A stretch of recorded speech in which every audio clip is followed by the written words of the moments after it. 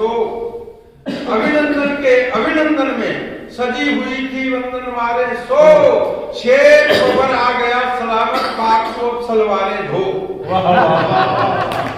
शेर बबर आ गया सलामत पाक अतलावत देखो, पूरा विश्व टीवी पर केंद्रित था, टीवी के कैमरे को देख रहा था, स्क्रीन को। बाघा बॉर्डर पे पाकिस्तान की एक बहुत सुंदर सी विदेश महिला थी वहां की, वो अभिनंदन को छोड़ने आई थी वहां। अभिनंदन जैसे ही घर गया तो उसकी मिसेज ने ये तो बाद में पूछा कि कहाँ चोट आई, कहाँ फ्रैक्चर हुआ, कहाँ नहीं हुआ। सबसे पहले तो ये पूछा, बोले वो कौन थी? हाँ वो कौन थी? ये उसका हक है कि अभिनंदन में सजी हुई थी वंदन वारे सो, शेर बबर आ गया सलामत पाक को सलवारे धो। माना तेने उसकी पिस्टल को जब्त किया, लेकिन माना तेने उसकी पिस्टल को जब्त किया, लेकिन उसके रोबीले चेहरे पर लटक रही तलवारें दो।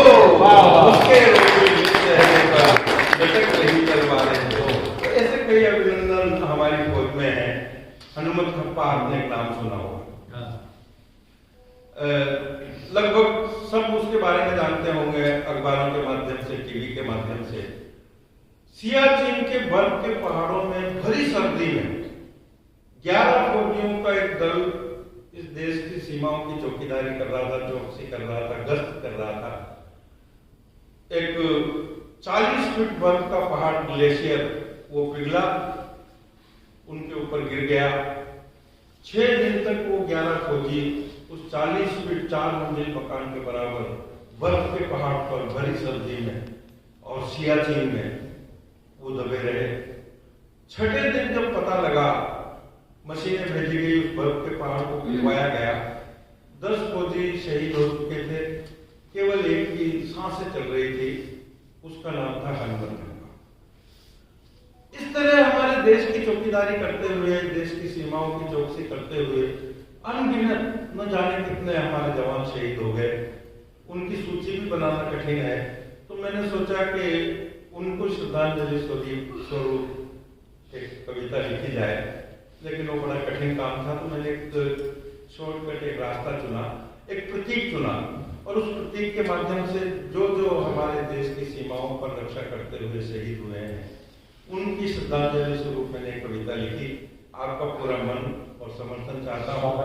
प्रतीक मैंने वही लिया, हनुमत खप्पा, जिसकी मैंने आपको बता दी।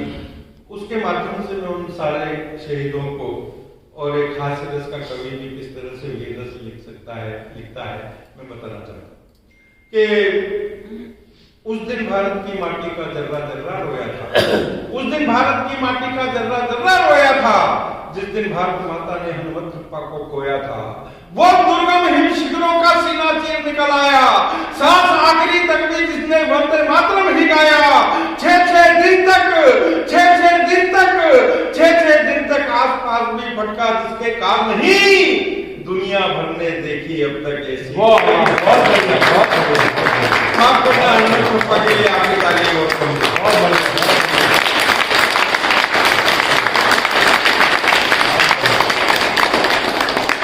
कमजोर है, आपकी तालियां उसके लिए। आप कल्पना कीजिए साहब, भरी सर्दी कड़ाके की, दिसंबर जनवरी का महीना, -45 डिग्री सेंटीग्रेड टेम्परेचर, और 40 फीट बर्फ का पहाड़, उसमें वो दबा रहा 6 दिन तक। जहां अन्न का दाना तो कोसों दूर की बात है साहब, वहां ऑक्सीजन तक नहीं, ऑक्सीजन नहीं, और वहां पर वो जिंदगी और मौत से लड़ता रहा। और इसलिए मैं उसके लिए बार बार तालियां मांगूंगा आपसे कि बड़ी बात यह है कि जब मशीनों से उस पहाड़ को खोद करके निकाला गया था, तो उन 11 में से केवल उसकी सांसें चल रही थी, पर उसने अपने देश के तिरंगे को बड़ी मजबूती से अपनी मुट्ठियों में कसा हुआ था।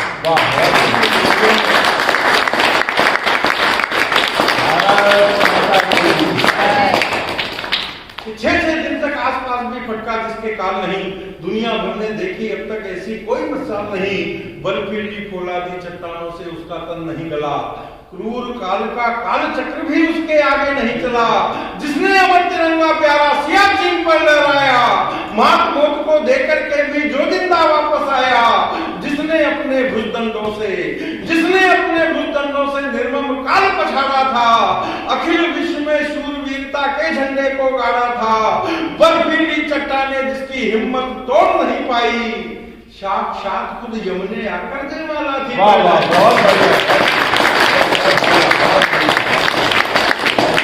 साक्षात खुद यमुने आकर जयमाला थी पहनाई। जिसके साहस के आगे यमराज हुए नतमस्तक हैं, जिसके कारण आज देश का सबसे ऊंचा मस्तक है।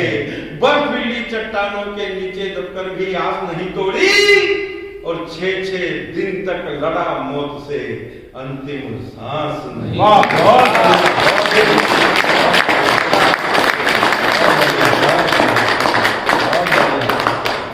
सबने तालियां बजाई, किसी एक आदमी ने नहीं बजाई। मैं केवल इतना निवेदन करना चाहता हूं, जिन्होंने नहीं बजाई, मेरे कहने से कल एक छोटा सा प्रयोग, यहाँ नहीं घर पे जब भी आप जाओ करना, अभी तो कोई इतनी ज्यादा सर्दी भी नहीं है।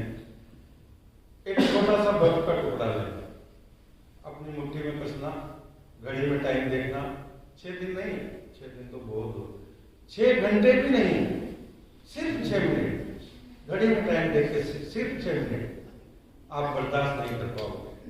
आप जरा कल्पना करो, उसने 40 फीट बर्फ का पहाड़ 6 दिन तक अपने सीने पे किस तरह से बर्दाश्त किया होगा। क्या उसके लिए आपकी थालियां भी नहीं बनती?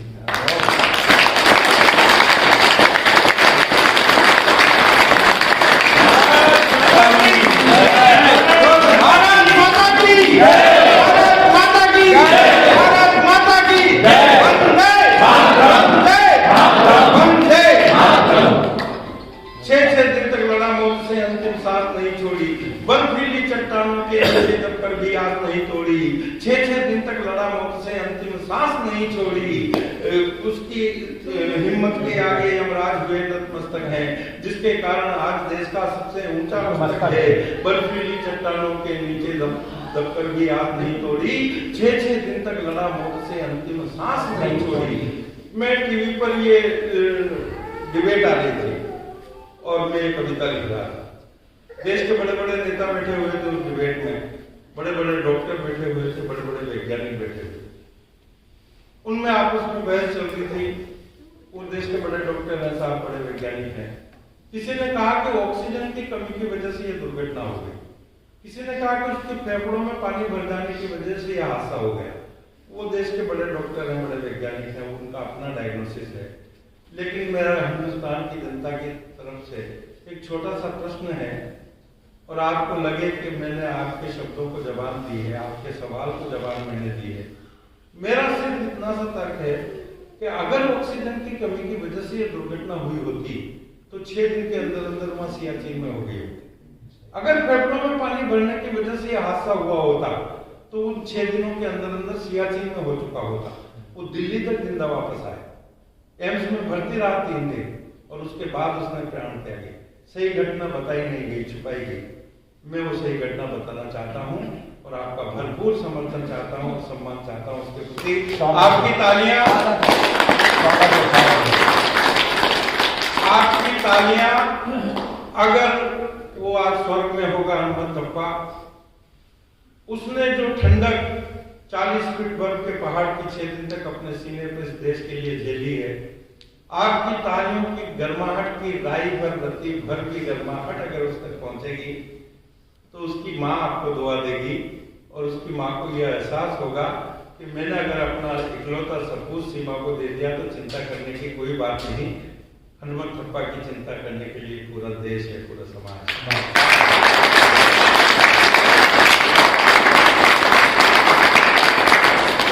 6 दिन तक लड़ा, मौत से अंतिम सांस नहीं छोड़ी। कारण क्या था? पर बाहर आ, ध्यान रखना, उस दिन दिल्ली में 2 बड़ी घटनाएं हुई थी, एक हनुमत थप्पा की और एक जेएनयू में। लेकिन हनुमत थप्पा की इतनी बड़ी घटना को केवल आधा घंटा, पौन घंटे का कवरेज मीडिया पर मिला, जबकि जेएनयू में जो घटना हुई वो 8-8, 10-10 दिन तक चलती रही, 12-12 घंटे, 18-18। तो कारण असली क्या था? जब बाहर आ, जब दिल्ली आ, जब बाहर आ, जब दिल्ली आ, जब जेएनयू में अफजल जिंदाबाद सुना, मुर्दाबाद का नारा पाकिस्तान आबाद सुना, और भारत की धरती पर ही जब भारत को मुर्दाबाद कहा तो इन नारों को सुनकर के हनुमंता जिंदा नहीं रहा।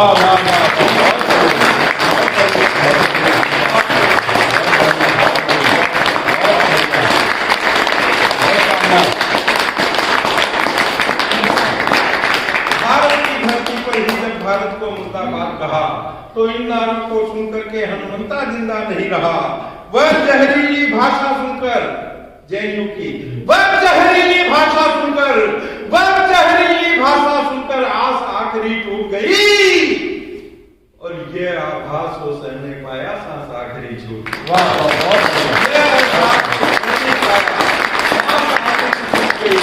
और अंतिम पंक्तियों में विदाई देना उसे, पर हनुमंता वह मरा नहीं है, हनुमंता वह मरा नहीं है, उसने मौत को मारा है। शूरवीर वह भारत माता की आंखों का तारा है, उस पर भिले रणबंके से, उस पर भिले रणबंके से, उस पर भिले रणबंके से मौत स्वयं शर्मिंदा है। हनुमंता, हनुमंता हर हिंदुस्तानी की धड़कन में जिंदा है।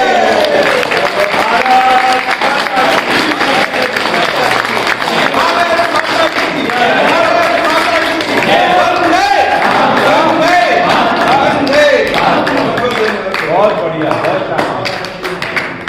बहुत क्या बात है साहब। आज यादव जी ने भी गजब किया। जिस धारा में कवि सम्मेलन आरंभ हुआ उस धारा तक लाकर इन्होंने इस कवि सम्मेलन को छोड़ा, आशय सुनाया।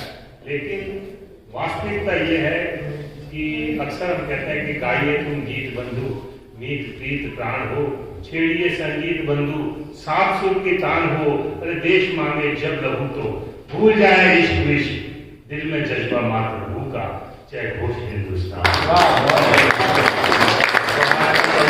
कैसा लगा? एक बार जोरदार